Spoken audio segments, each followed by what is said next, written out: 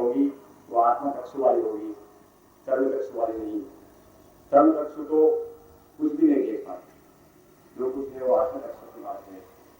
जो कुछ है या कोई भी शब्द, कोई भी भाषा, कोई भी पल आज ऐसे नहीं है कि समर्पण से अलग हो। और आज प्रभु स्वयं अपनी पूर्ण शक्ति के साथ सब कुछ देने के लिए हमारे ऊपर अनुकंपा कर रहे हैं। इसी क्षण को, इसी पल को हम उनके चरणों में हम अगर समर्पित कर दे तो हम सब कुछ प्राप्त कर सकते हैं और इसमें कोई शंका नहीं। इसलिए मेरी आपसे नम्र प्रार्थना है कि यही क्षण है, यही पल है और यही दिन है आज का। जो पहली बार 21 अप्रैल का अवसर किसी अन्य स्थान पर हमें प्राप्त हुआ है, ये भी परम भाग्य की बात है। और उनकी अत्यंत अनुकंपा है। उनके चरणों में बार बार विनती करने के बाद उन्होंने ये हमें एक अवसर दिया है, और वो भी गुजरात की भूमि पर और इस कोने में, पूर्व विभाग में। उनको क्या पूरा ब्रह्मांड उनका है, कोई भी स्थल पर, कोई भी जगह, जहाँ भी चाहे विचरण कर सकते हैं। ऐसे परम तत्व को हमने इस हमारे इस कोने में लाकर, और ये जीवात्मा जो कई पुण्यों के उदय से यह प्राप्ति के लिए शायद उन्होंने ही ऐसा बनाया होगा, ये उनकी ही अनुकंपा है, ये उनका ही सेटिंग किया हुआ है। और हम क्या कर सकते हैं, हमसे कुछ होता ही नहीं। आज जो भी है यहाँ, जो कुछ भी है, कण कण, पल पल उनकी दी हुई प्रसादी है। मेरी तो आपसे बस इतनी ही प्रार्थना है कि वो प्रसादी को स्वीकार करने योग्य हम बने, बस हमें और कुछ भी करना नहीं है। आज जो भी करना है उनको करना है। अभी तो हमारी कुछ जवाबदारी नहीं है, हम तो उनके चरणों में आ गए बस। और चरणों में आ जाना, पूर्ण समर्पण हो जाना, समर्पित हो जाना, शिष्यत्व प्राप्त कर लेना, बस यही तो हमारा जितना हो जाता है सब कुछ हो जाता है।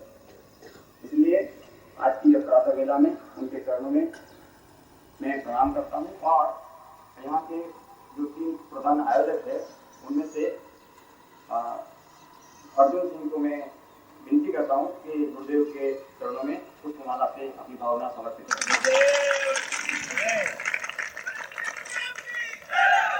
यहाँ के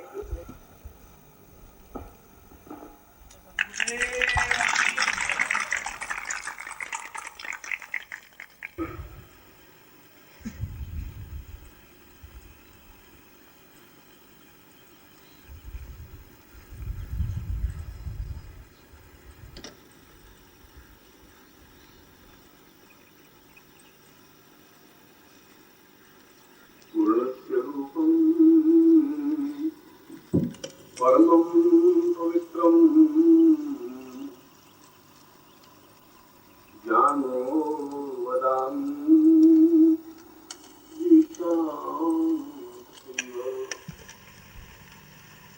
गुरुर्वलित्यं भवतां भवेत् वासिं स्वरूपं सहितं सदैव।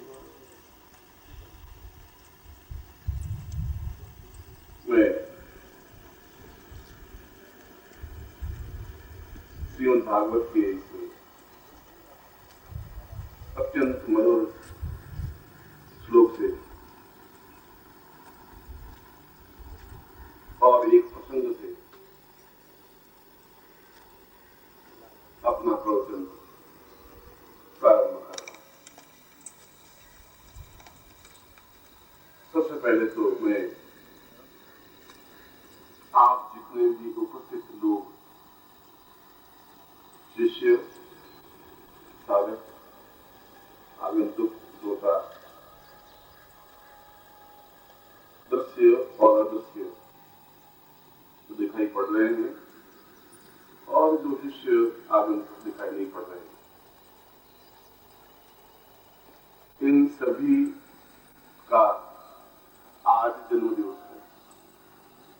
इसलिए आपके जन्मदिवस पर मैं आप लोगों को हृदय से आशीर्वाद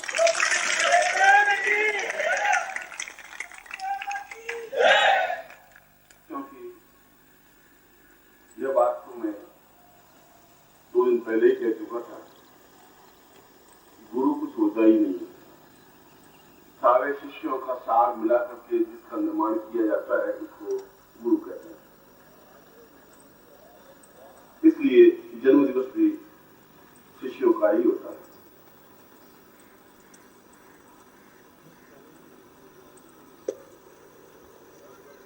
कल गणेश चतुर्थी के अवसर पर आपने पहली बार श्रेष्ठ तरीके से साधना संपन्न की, निश्चल भाव से, एकात्म भाव से। और मैं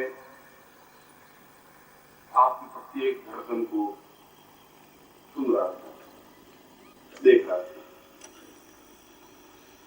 आपकी साधना के पक्षों को भी, आपके चिंतन को भी, आपके विचार को भी। और जैसा कि प्रवीण जोशी ने कहा कि 21 तारीख हमारे लिए ज्यादा महत्वपूर्ण है, क्योंकि इस दिन किसी का जन्म हुआ है। कुछ व्यक्तित्व ऐसे होते हैं जिनका जन्म होता ही नहीं है। वे तो ब्रह्मांड के कई लोकों से किसी एक लोक से निकलकर पक्षी लोक पर आते हैं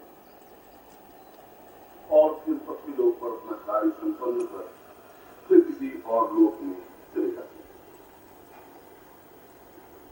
इस बीच में उस लोक से इस पृथ्वी लोक पर आना और पृथ्वी लोक पर कार्य करके तिरोहित हो जाना, उसको आप जन्मदिवस कहें,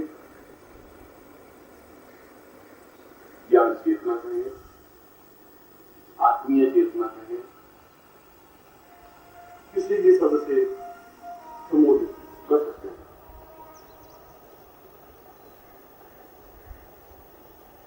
मैंने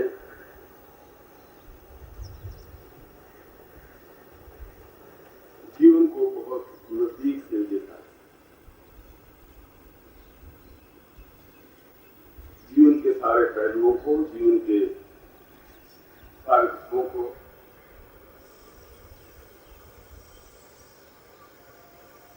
और मुझे इस बात की प्रसन्नता है कि जीवन में शिष्यों के माध्यम से जो कुछ मैं चाहता था,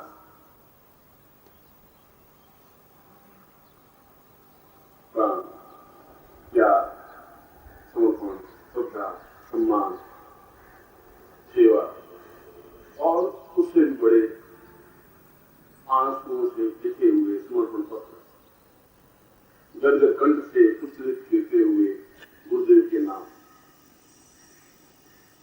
उलझकर उलझकर जैसे एक बछड़ा गाय से लिपट जाता है, उसी प्रकार से आपको भी मैंने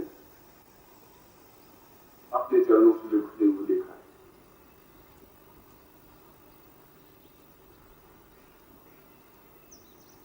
इसलिए आप लोगों से मुझे प्यार। ये शब्द खाली शब्द नहीं है, ये तो मेरे हृदय की भावनाओं के उद्गार। और यदि मेरे मन में कोई बात होगी और उसे मैं व्यक्त नहीं करूंगा, तब भी अपराधी कहलाऊंगा। क्योंकि यदि मुझे अपने शिष्यों को डांटने का अधिकार है, प्रताड़ित करने का अधिकार है, तो प्यार करने का भी अधिकार है, सराहना करने का भी अधिकार है। इसलिए अपने जीवन में मैंने केवल इस चिंतन के लिए, यदि इस देश से साधना भौतिक युग में साधना, मंत्र, तंत्र, योग और सब समाप्त हो जाएंगे, तो हमारा जीवन एक अधूरा सा जीवन बनकर रह जाएगा। उस जीवन में कहीं कोई आत्मीयता नहीं है। कई बार सोचता हूँ कि आप लोगों के इतने अधिक प्यार को मैं संभाल भी पाऊंगा अपने साथ। मैंने ऐसा समर्पण, ऐसा प्यार, ऐसा जितना बहते हुए आंखों की धार के बीच गंजल कंठ से गुरु शब्द का उच्चारण करना सन्यासी शिष्यों में से देखा है।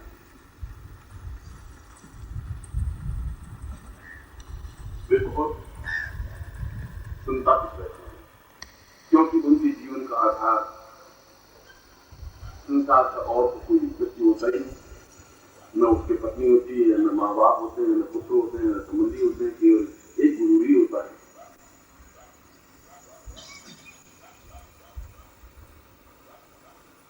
और जब मैं उनके पास में से, उनके बीच में से उनको छोड़ करके इधर आता हूं, क्योंकि ये कार्य तो मुझे लगभग नित्य करना ही पड़ता है।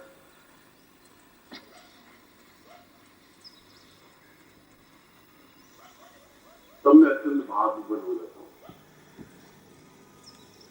मैं सोचता हूं कि इन सन्यासियों को मैं क्या दूं, जो कुछ मेरा है वह तो मैं इन सब लोगों को बांट चुका। इसके बावजूद भी इन लोगों में जो मुझसे आयु से भी बड़े हैं, जिनके सफेद पेट दाढ़ी है, जिनका शरीर जर्जर हो चुका है, उसके बावजूद भी जब मैं उनको लिपटते हुए और बिलखते हुए देखता हूं तो मुझे अत्यंत ही एक मधुरता का एहसास होता है।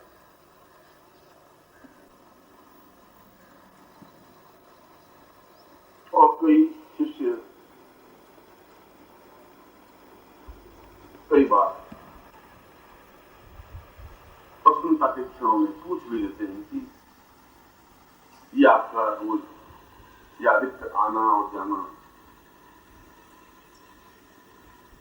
और व्यस्त शिष्यों का हमारा कहां तालमेल आप बिठा पाएंगे? क्या वे इतने नजदीक हैं? क्या उनमें शिष्यत्व है? क्या वे इतने भावविभोर हो जाते हैं? क्या वे सब कुछ छोड़ छाड़ के आपके चरणों में लिपटने के लिए आतुर हैं? क्या वे ज्ञान की चेतना को अनुभव करते भी हैं? और हम तो जो कुछ देखते हैं ऐसा दिखाई नहीं देता। और मैं कहता हूं कि तुम्हारे पास वो आंख है ही नहीं जिस आंख से तुम व्यक्त शिष्य को पहचान सकते हो।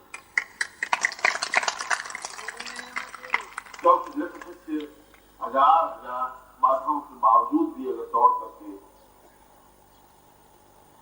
मेरे पास आकर खड़ा हो जाता है तो उस एक व्यक्त शिष्य पर 100 शिष्य न्योछावर किए जाते हैं।